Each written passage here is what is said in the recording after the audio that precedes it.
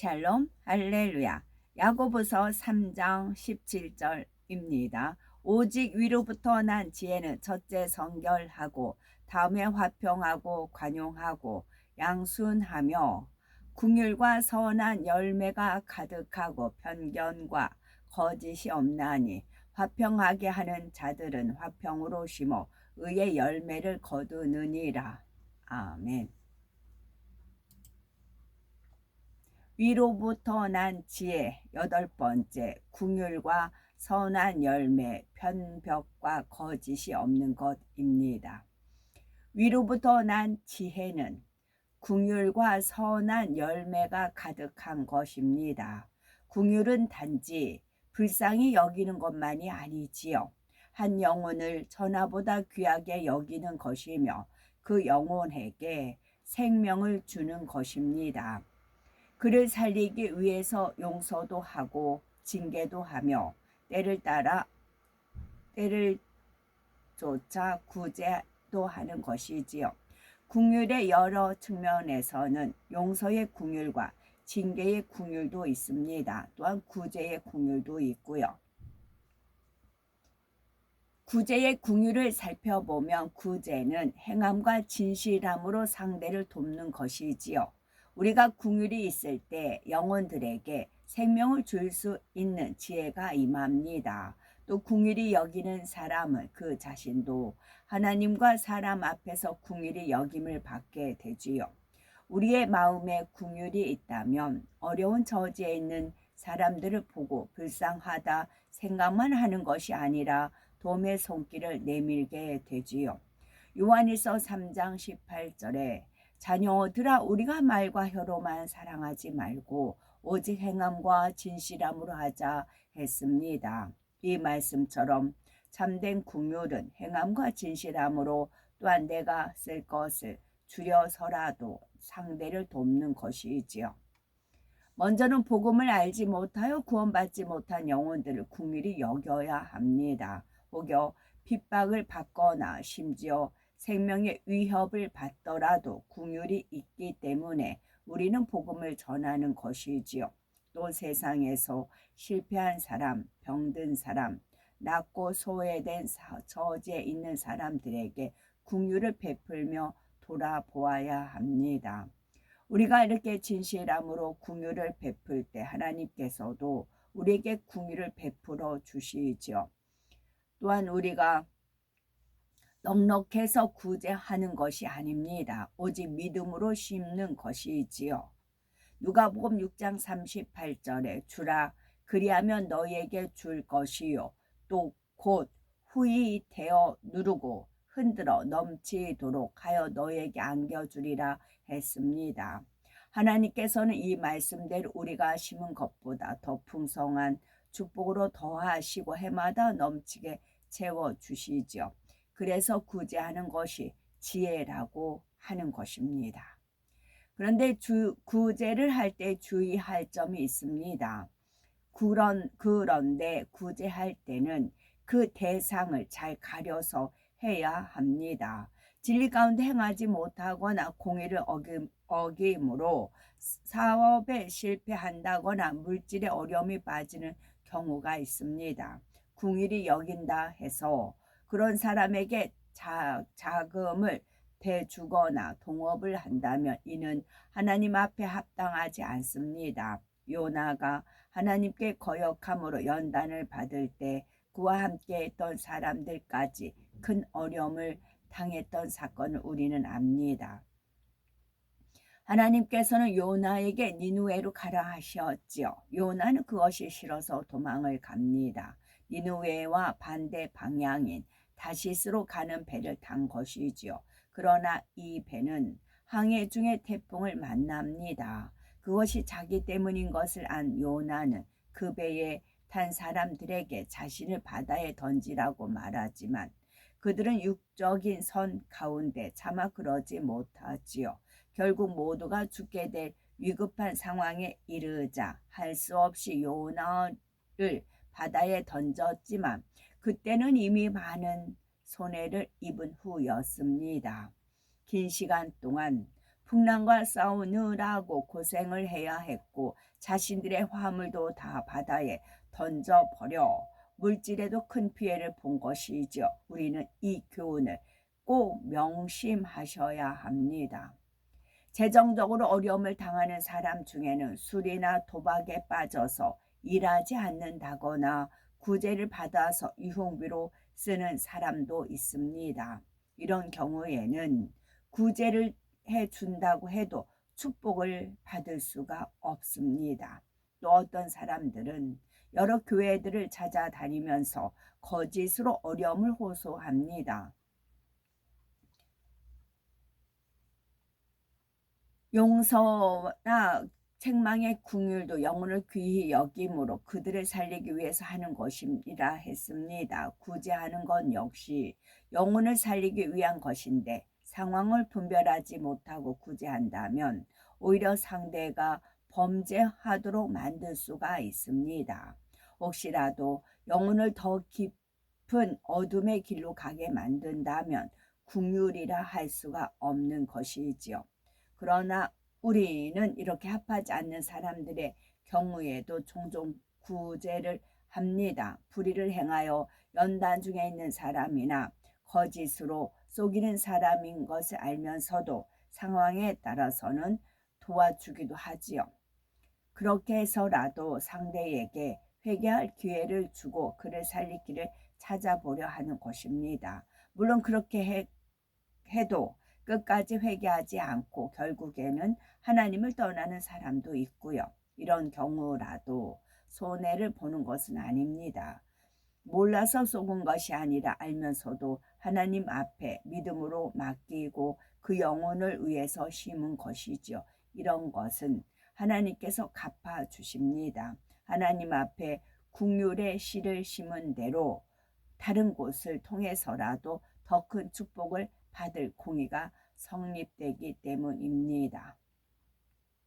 긍휼히 여기는 자는 긍휼히 여김을 받는다 하였습니다. 사도행전 9장에 보면 다비다라 하는 여인이 나오지요. 그녀는 항상 불쌍한 과부들을 돌아보며 많은 선행과 구제를 했던 사람입니다. 이러한 다비다가 그만 병들어 죽었을 때 많은 과부들이 울면서 그녀에게서 구제받은 옷가지들을 사도 베드로에게 보여줍니다. 그 선행과 구제가 하나님 앞에 상달된 다비다는 베드로의 기도로 다시 살아나는 축복의 주인공이 되었지요. 또 사도행전 10장을 보면 이방인의 백부장 고넬료가 나옵니다. 그가 구원을 받은 것도 그의 선행과 기도가 하나님 앞에 상달되었기 때문입니다. 히브리서 13장 16절에 오직 선을 행함과 서로 나눠 주기를 잊지 말라. 이 같은 제사는 하나님이 기뻐하시느니라 하였습니다. 따라서 항상 사랑으로 주변을 돌아보며 행함과 진실함으로 상한 심령들을 위로하는 복된 우리가 되셔야 되겠죠. 선한 열매가 가득한 지혜를 살펴보면 이처럼 긍휼이 풍성히 임하면 선한 열매가 가득하게 됩니다. 긍휼로 행한 것은 성령의 역사 속에서 반드시 아름다운 열매로 맺혀 나오지요. 무엇보다도 무수한 영혼들을 구원으로 이끌어 값진 구원의 열매를 얻게 됩니다. 또한 긍휼로 행한 사람은 자신의 마음 안에도 선한 열매를 맺게 되지요. 악인들을 대해서도 끝까지 선으로 행한 것, 또 인내와 선과 사랑의 간구로 아버지 앞에 올려드리는 향 등이 우리에게 맺히는 선한 열매입니다. 이 열매들로 인해 이 땅에서도 천국에서도 영광을 얻게 되지요. 예수님께서도 상상할 수 없는 긍휼로 무수한 열매를 거두셨습니다. 예수님께서는 죽을 수밖에 없는 영혼들을 불쌍히 여기시고 친히 사망의 고통을 당해 주셨지요. 이 긍휼의 열매로 인해 수많은 영혼들이 구원의 길로 들어서게 되었습니다. 십자가를 거꾸로 지기까지 복음을 전한 베드로, 우레의 아들이라 불렸지만 변화되어 사랑의 사도가 되었던 제자 요한, 세상 사람들의 멸시와 천대 속에 살았지만 주님을 만나 가장 존귀한 여인으로 변화된 막달라 마리아 등 예수님의 궁율은 수많은 열매를 맺었습니다. 변벽과 거짓이 없는 지혜를 살펴보면 변벽이 없어야 모든 것을 공의롭고 정직하게 볼 수가 있습니다. 변벽이 없다는 것은 모든 것을 공의롭고 정직하게 볼 수 있다는 말이지요. 이렇게 공의롭고 정직하게 볼 수 있으려면 먼저 긍휼의 마음을 이루셔야 합니다. 사랑과 긍휼이 없으면 하나님의 말씀을 아무리 많이 배운다 해도 그 말씀을 바르게 적용할 수가 없습니다. 자기의 취향과 성품, 자신의 의와 틀 등에 맞춰 한쪽으로 치우치기 때문이지요. 그러면 결과적으로 거짓이 나오게 됩니다. 앞서 긍휼로 인해 생명을 살리는 선한 열매가 가득 맺힌다고 하였지요. 그런데 변벽됨과 판단과 정죄로 진실을 왜곡시키며 생명을 잃게 만드는 악한 열매를 맺히게 합니다. 예수님 당시의 바리새인들과 서기관들은 스스로 율법에 정통하다고 자부했고 하나님의 말씀을 가르치는 위치에 있었습니다. 그러나 그들은 자신의 틀 속에서 율법을 해석하고 그 틀에 맞지 않을 때는 모든 사람을 죄인으로 정죄하였지요.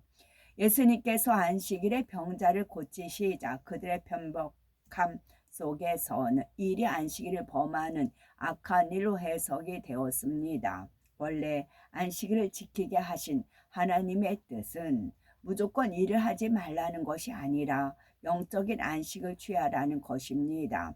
병자를 고치거나 복음을 전하며 영혼을 살리는 선한 일 등은 자기의 유익을 구하는 노동이 아닙니다.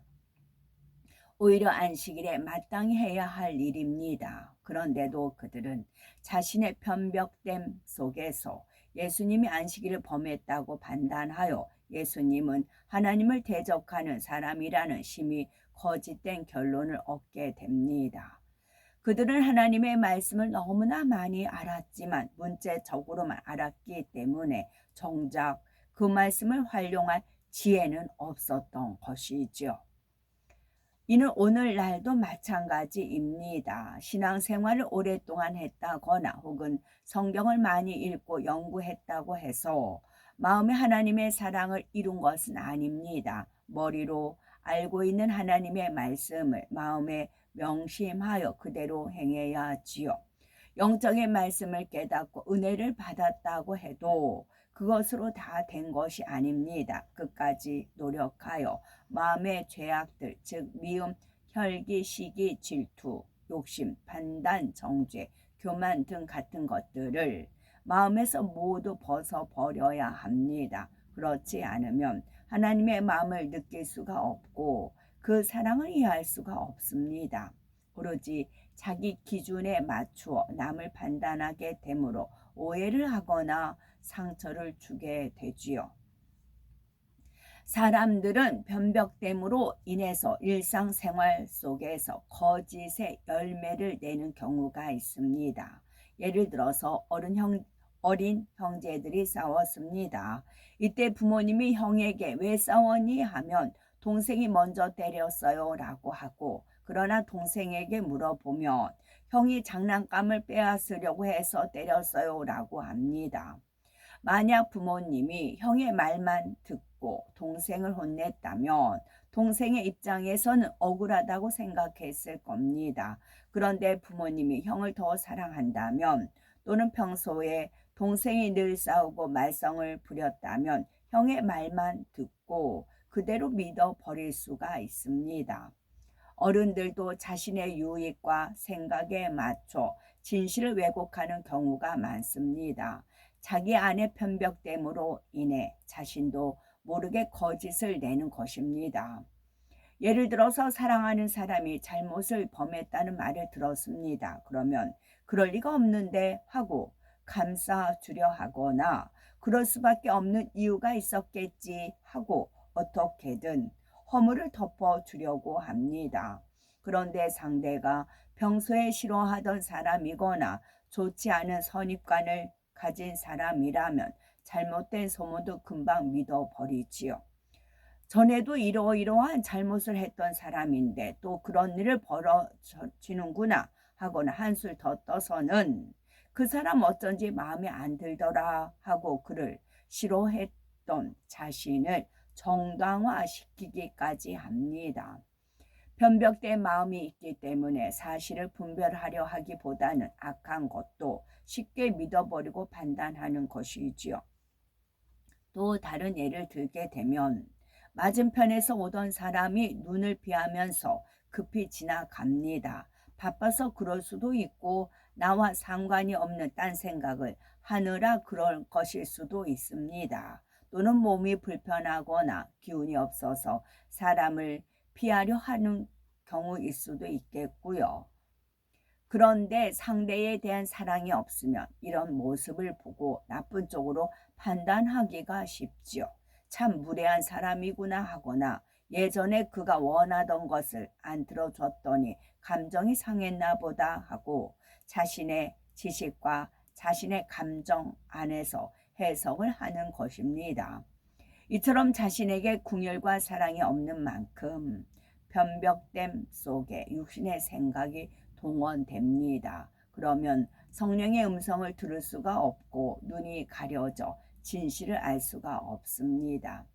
어떤 것을 선택해야 하는 상황에서 이미 자기가 원하는 것이 있을 때 말하는 것이 한쪽으로 치우치는 경우도 있습니다. 어느 편이 하나님 앞에 합당한지를 들으려 하는 것이 아니라 내가 원하는 것을 해도 될지를 묻는 것입니다. 이럴 때는 상담을 통해서 어떤 답을 들어도 자신이 원하는 쪽으로 해석합니다. 그러므로 상담을 해줄 때도 사람의 변벽됨이 거짓을 낳는다는 것을 알아서 지혜롭게 상담해 줘야지요. 예를 들어서 어떤 한 성도님이 직장을 그만두고 싶습니다. 그런데 아내가 반대를 하니 목사님께 와서 상담을 하지요. 목사님, 지금 다니는 직장은 비전도 별로 없고 저도 적성에도 안 맞는 일을 계속 하려니 너무 힘이 듭니다. 근무 시간도 많아서 신앙생활 하기도 어렵고요. 그래서 제가 이러이러한 사업을 하려고 하는데 비전도 있고 신앙생활도 더 잘할 수 있을 것 같습니다. 목사님 생각에는 어떠신지요? 하고 묻습니다. 이런 말을 듣는 목사님의 입장에서는 답을 줄 수가 없지요. 성도가 죄를 짓겠다는 것도 아니고 신앙생활을 잘하기 위해서 하고 싶다는데 하지 말라고 할 수도 없습니다. 그래서 네, 비전도 있고 신앙생활도 잘할 수 있는 안정된 사업이라면 해보셔도 좋겠네요. 하지만 급하게 결정하지 마시고 여러 가지 상황을 좀 더 고려하면서 가족이나 주변 분들의 의견도 들어보세요. 무엇보다도 기도를 충분히 하셔서 하나님께 인도를 받으시고요 라고 합니다. 그러면 이분은 아내에게 달려가서 말하지요. 목사님께 직장 문제로 상담을 했는데 사업을 하는 편이 지금 직장보다 비전도 있고 신앙생활도 더 잘할 수 있으니 좋겠답니다. 가족과 함께 기도해서 잘 인도받으라고 하셨으니 빨리 시작할 수 있도록 당신도 기도를 많이 해줘요 라고 하는 것입니다. 이처럼 자신이 원하는 쪽으로 말을 바꾸면서도 그것이 거짓인 줄 깨닫지도 못하는 경우가 많이 있습니다. 자기의 소욕을 이루는데 몰두하다 보니 진실의 눈이 그만 가려져 버리는 것이지요. 그러므로 상담을 할 때는 이러한 편벽된 마음을 잘 분별하여 지혜롭게 대화해 줄 수 있어야 할 겁니다. 고린도전서 2장 15절에 신령한 자는 모든 것을 판단하나 자기는 아무에게도 판단을 받지 아니하느니라 라고 말씀하셨지요. 우리가 영으로 온영으로 들어가면 사람의 마음이나 일의 전후 상황까지도 분별이 됩니다. 진리에 비추어 또 성령의 주관 속에서 상대의 마음을 분별할 수가 있지요. 어떤 것도 악으로 판단하지 않기 때문에 거짓이 아닌 진실을 읽을 수가 있는 것입니다. 그러나 영으로 들어가지 못했을 때는 하나님의 뜻을 밝히 분별하지 못할 때가 많습니다. 사람 편에서는 옳게 보이는 것이 하나님 편에서는 옳지 않다 하실 때도 있고, 반대로 사람 편에서는 이해되지 않는 일이지만 하나님께서는 의롭다 하실 때가 있지요. 그러므로 편벽이 없이 하나님의 뜻을 하려면 무엇보다 속히 죄악을 벗어버려야 합니다. 또한 모든 것을 선하게 생각하며 성령의 역사 속에 진리로 분별해야 지요. 내 유익을 구하거나 내가 옳다 하는 의의 잣대로 상대에게 강요하려고 해서는 안 됩니다. 또 자기가 분명히 듣고 들은 일에 대해서도 상대의 믿음의 분량과 상황을 잘 분별하여 진실을 분별할 수 있어야지요.